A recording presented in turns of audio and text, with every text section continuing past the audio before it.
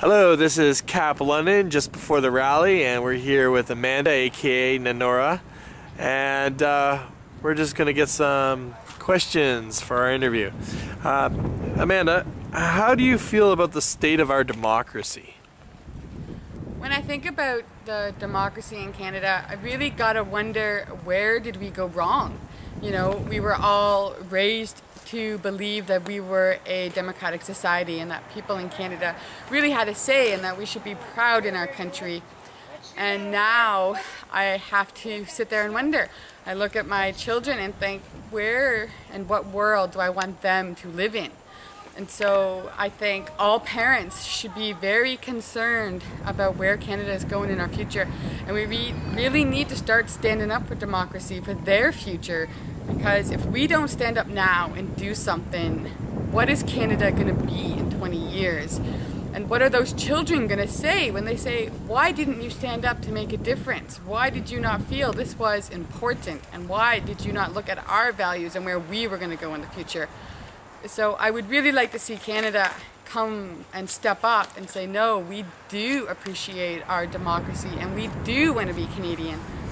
So I think that's where I stand on the whole democracy. Great. Amanda, how do you feel about our electoral system? And do you think it needs revision?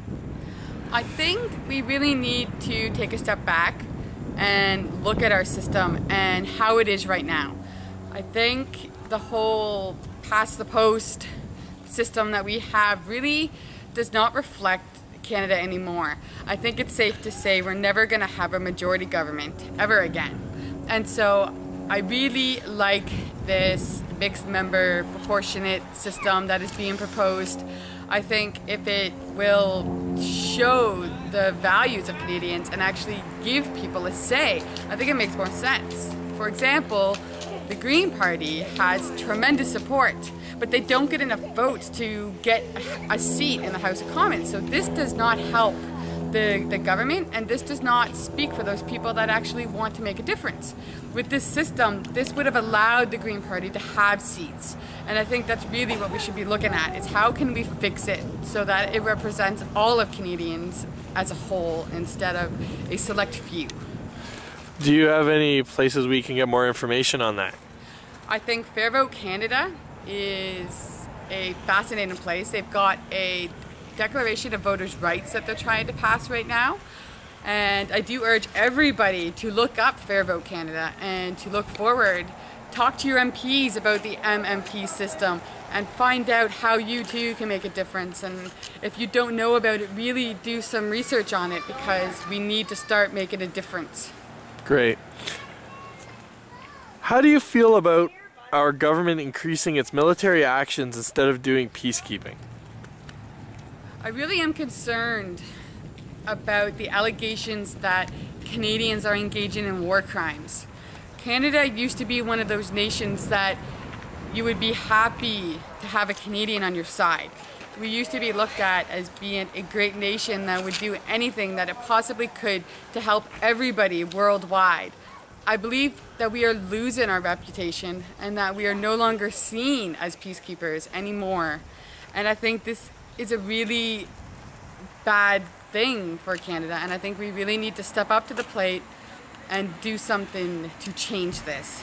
This war that's going on terror, I don't feel really represents what Canadians as a whole really want.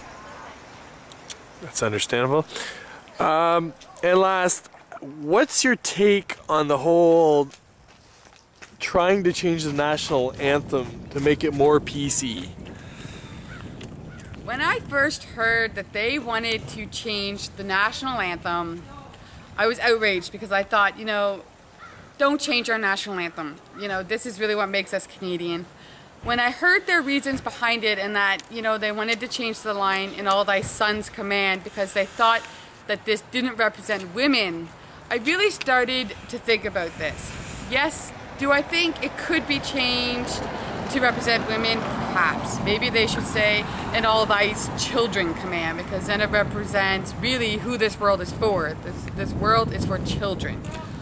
However, when you look even more behind it, you realize that they want to take it back to the 1907 version. And that takes us back to a time when women didn't have any rights. We were considered chattels and property, and we didn't even get to vote. We didn't have a say. So really, what does this tell us? That they took our rights away. In 2008, Harper passed something, I believe, in the economic statement that made it so that women no longer had the right to equal pay. Not only did he remove that right, but he also made it so that we can't appeal this to the Canadian Human Rights Committee. So this really takes women to a whole new level and basically states that really, we don't matter.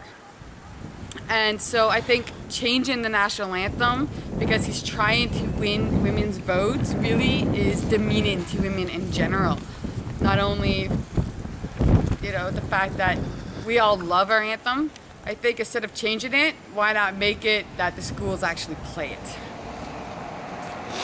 Great. And last, I noticed your badge says Canadians Alternative Progressive Press Action CAPP London Rep. Can you please explain that? CAPP London is a part of an online initiative that started on December 31st when Stephen Harper prorogued Parliament.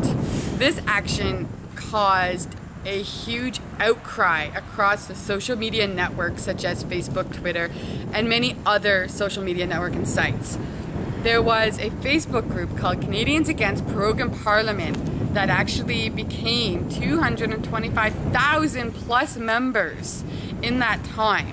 These 225,000 members took to the streets on January 23rd in national rallies across Canada, also international, as a way of trying to explain to the government that we had had enough and that Canadians were no longer going to be apathetic and just allow our Prime Minister to do as he pleases. Prime Minister Stephen Harper went on national TV and stated that Canadians didn't care about the Afghan detainee issue and that really we only cared about the economy and the recession that we were in. I think with the public outcry and all the rallies that went across on January 23rd, we proved him wrong. CAPP London, after that rally, said that we were going to come back. We came back and held a Democracy in Tune event, and we had tremendous success with that. We are not going away. So, Canadians Against Proroguing Parliament obviously has outlived its course, considering the fact that the Parliament is no longer prorogued. And so, what happened is many of the local organizers came together and there is a new initiative forming, and it is Canadians Advocating Political Participation.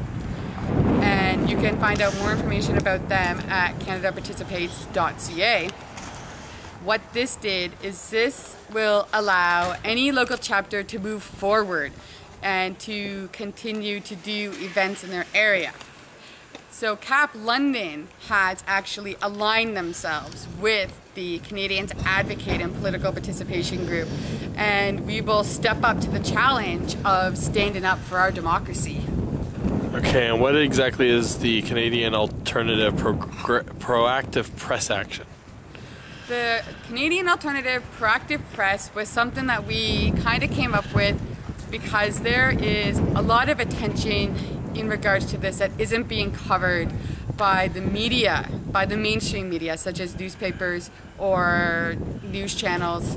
So London stepped up to the plate, and we have started a new action with Progressive Press. We will be going to many different events, and we will be interviewing the citizens of Canada whose voices are not heard by the mainstream media. Because really, it's those people that matter. It's not the media of what they cover. So we're going to go to the flash rally today that is being held because Jim Flaherty is coming to speak to the Chamber of Commerce in London about the budget.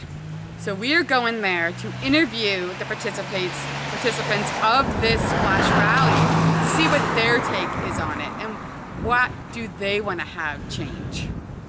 Great. Well, this is CAPP London. We'll see you at the flash rally.